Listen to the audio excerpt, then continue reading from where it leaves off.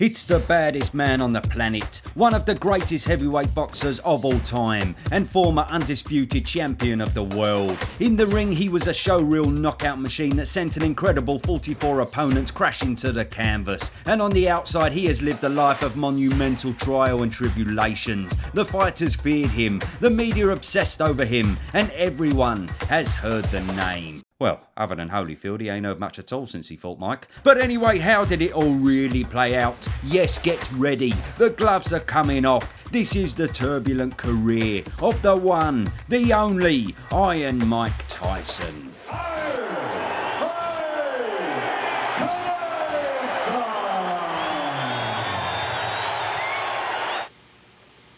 Born Michael Gerard Tyson on the 30th of June 1966, his early years were a roller coaster ride of crime and violence on the streets of Brooklyn, New York City. His first altercation was at just 10 years old and came at the hands of an older boy who ripped the head off his pet pigeon. I mean, fair enough, who goes around ripping heads off pigeons? Fucking bellend. Falling into the wrong crowds and trying to make money by any means necessary, Mike was arrested over 30 times before even becoming a teenager, and after one specific armed robbery, he found himself in Tryon School for Boys, a reform school for habitual juvenile offenders. Now Tyson was hardened from the streets and was on watch by the guards for his erratic behaviour, but one day he saw his classmate sparring former light heavyweight champion Bobby Stewart and was eager to get involved. Bobby put Mike down with a body shot, prompting him to throw up, but he was intrigued. He asked Bobby to teach him, with his original thinking being, if I can hit people with body shots and put them down, I could steal from them. Can you teach me that? Because in my way of thinking at this time, I'm going to hit somebody in the stomach when I go home, he's going to go, ah, and I'm going to go in his pockets, right? Now when you're a fully grown man, the thought of getting robbed by a 13-year-old boy is quite laughable really,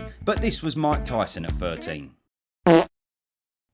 Yeah. I don't know about you, but if he stopped me in the street and said, give me your money, I'd hand over my credit card and give him a lift to the fucking cash machine. Now Bobby saw the potential and nurtured his talent over the course of a few months till he felt he was ready to enter the ring. A 13-year-old Mike won convincingly right off the bat, and he kept winning. So Bobby convinced him to take it seriously. He then introduced him to renowned trainer and boxing manager Cus D'Amato. Cus became a father figure to Mike and adopted him after Mike's mother died. He installed technical ability along with his infamous peekaboo style. Now what exactly is this, I hear you ask? Well, in a nutshell, Tyson's famous peekaboo style is constant head movement to avoid the opponent's punches. The chin is protected by the fighter's gloves, and then you throw punch combinations to the head and body coming forward. It's also pretty effective in the fact that it's terrifying having someone walk towards you looking like a nutty fucking pendulum. But D'Amato also managed to install a strong mental ability and large confidence in the young prodigy, convincing him that he would become a great of the sport. He was also joined by fellow trainer Kevin Rooney, and becoming a great quickly began to look like a reality as Mike ran through multiple fighters much older than him, knocking them out in epic fashion. He won an array of amateur tournaments, including gold medals at the Junior Olympics in 1981 and 82,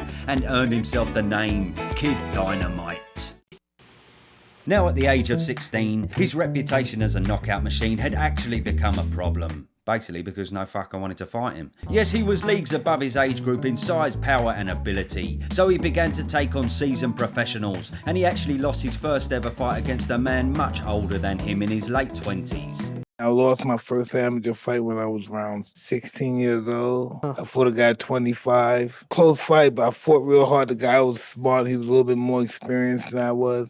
But that loss helped me learn a lot. I'm so happy I had that. I wouldn't have never learned. This loss lit a fire in Mike's belly. He then went on to demolish nearly all the seasoned professionals on the scene. A 17-year-old Mike still had the major problem of finding opponents, and also had a major problem finding roll next to fit him. Fuck me, size of that, 17, bloody hell. You could park a fucking bus on that. So the team then decided the professional ranks was the only place to go next. He turned pro and made his much anticipated debut on March the 6th, 1985, at just 18 years old.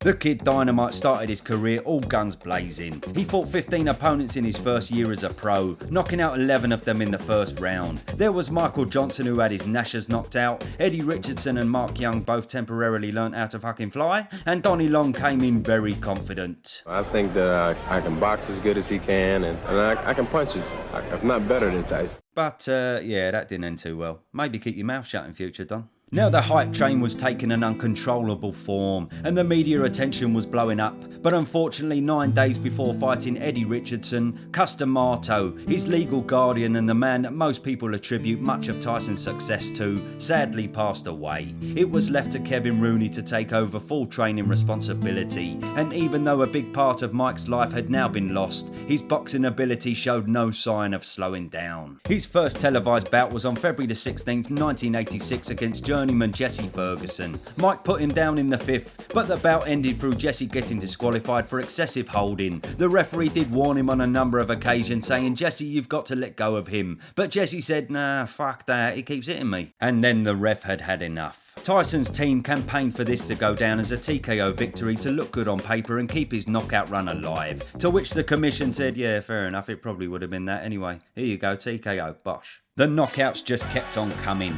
even with the opponents getting better and better. Marvis Fraser had his head battered about like a bloody piñata, and Jose Ribalta looked like he was about to shit himself before the fight even started. He got knocked out as well, funny enough. Then it was on to the world title dreams that Custer Marteau had promised him. The heavy-hitting Trevor Berbick, who had previously defeated the great Muhammad Ali, was the owner of the WBC belt. This was prime Mike Tyson as he performed a demolition job on Berbick, knocking him down twice in round 2. He tried his very best to get to his feet, but his legs had completely fucked off somewhere else. It was game over. He had done it. Tyson was the youngest ever world champion in the history of boxing at just over 20 years old.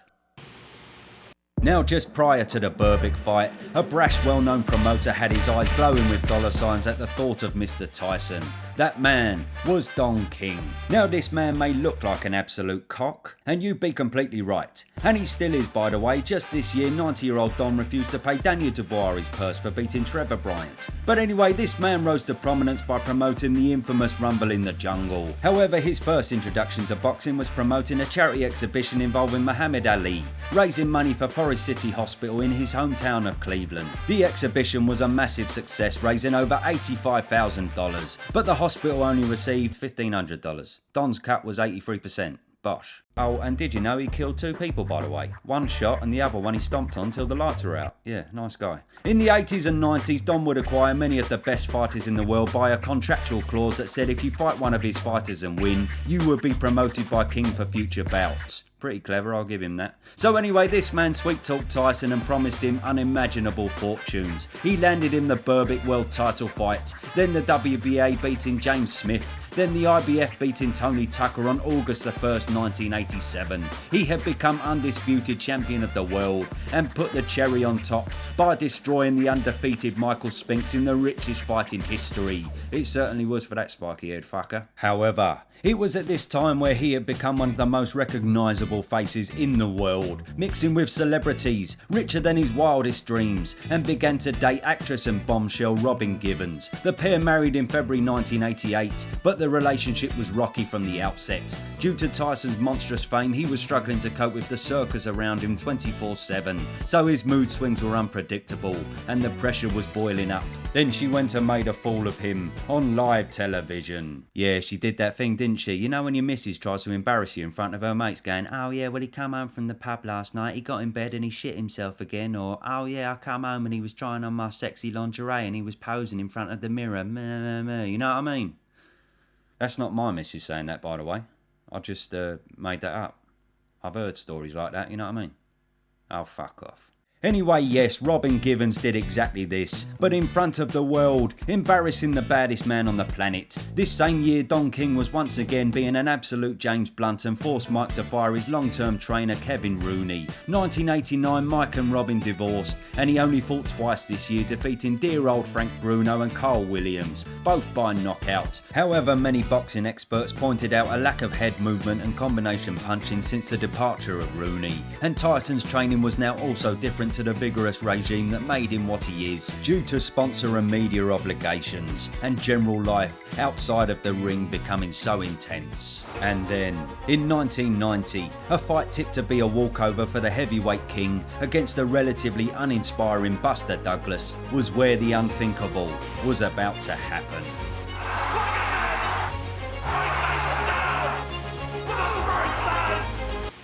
Now, just before we get into that, let's have a little word from today's proper sponsor. Yes, it's Masterworks. Why not consider investing outside of the stock market into fine art? Enter Masterworks. Masterworks buys up an expensive art piece, then breaks it up into smaller, affordable shares through the SEC. Now, don't worry, this isn't all that rubbish NFT art or anything crypto. This is actual fine art from those ruddy, brilliant chaps like Picasso and Banksy. Masterworks has been featured on TechCrunch, CNBC and Forbes, and they have over 650,000 users. Not only can it diversify your portfolio, it's had some stellar appreciation, even outpacing the S&P 500 for the last 26 years by 131%. To date, they've sold 9 paintings, and just in the last 3 months, Masterworks has returned 13, 17, 21 and 33% IRR to investors. Now, of course, past performance is no guarantee of future results, but that's still terrific, especially in a year as hard as 2022.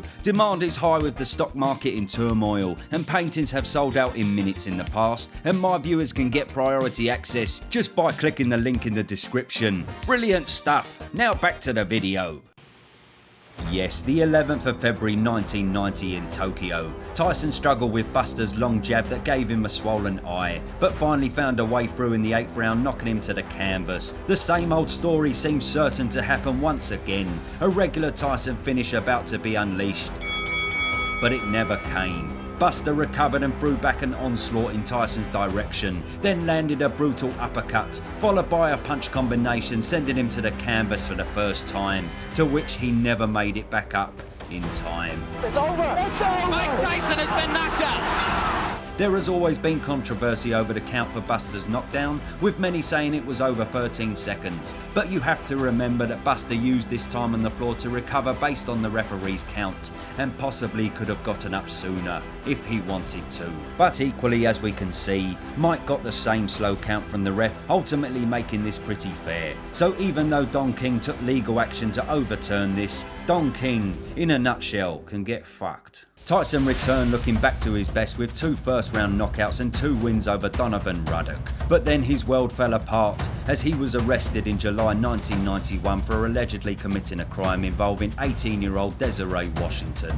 He maintains his innocence to this day, but was sentenced to 6 years in prison, of which he served just over 3 years, and while inside bought himself a tiger. As you do. In March 1995, Tyson was released, and Don King was sniffing about. Bosh, he was back in the ring. The return of Iron Mike was the most anticipated event of the decade, and he endured his second coming, facing off against Peter McNeely, who went fucking mental. Look at this! But it didn't last too long. His trainers pulled him out in the first round, and Tyson was back.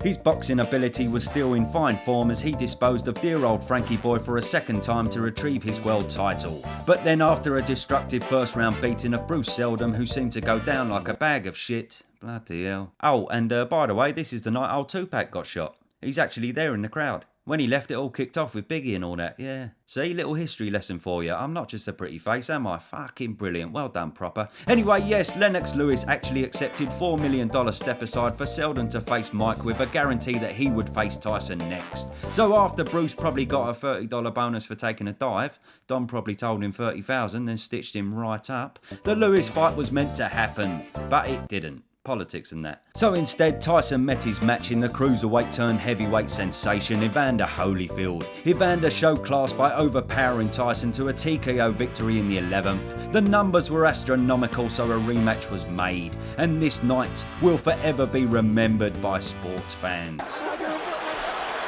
What happened here? He got bit, I think.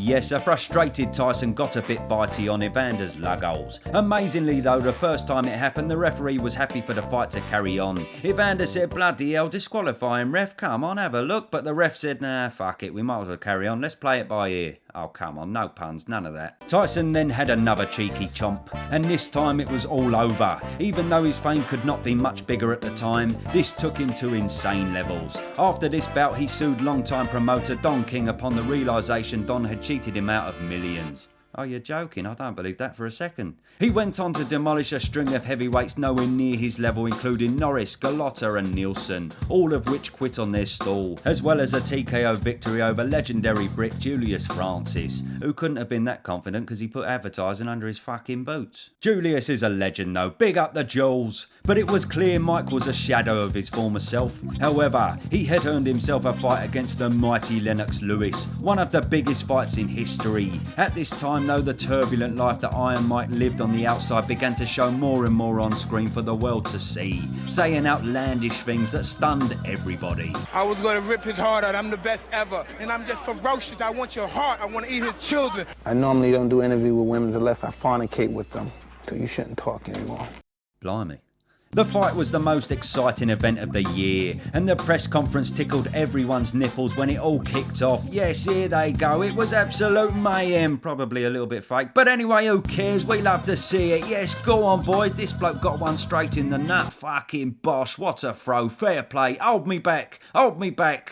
Sorry. Then the fight delivered the fireworks as promised, with Lennox knocking the once formidable Tyson spark out in the 8th round. This would be the last time the mighty Mike Tyson would ever compete for a world title. The man who now fought in the ring was a far cry from the unstoppable force he once was. An accumulation of the loss of Cus D'Amato, the tragedies and tribulations he endured outside of the ring, the intense media spotlight, and Don King's greed, all had brought Mike down to a shadow of his former self. Many believed that had it not been for all of these things, he could have gone on to be the greatest of all time. He went on to win once more against Clifford Etienne, producing the magic that he always possessed. But then he lost almost too easily against Danny Williams, and then finally, his last bout against Kevin McBride, he retired on his stool. It was a sad moment to watch, as it was clear his heart was no longer in it, and he reiterated this with his final words in the ring. I don't think I have it anymore. I don't got the fighting guts, I don't think, anymore. I'm just sorry I let everybody down. I'm just fighting to take care of my bills, basically. The baddest man on the planet then hung up the gloves. But his legacy lives on more so than any other boxer in history. The incredible moments of destruction he produced in the ring will forever be etched in our minds, forever be shown in boxing archives. And for this, we say thank you for the music, Michael. This has been the legendary career of Mike Tyson. Thank you for watching. Like and subscribe, and I'll see you double soon. Bosh.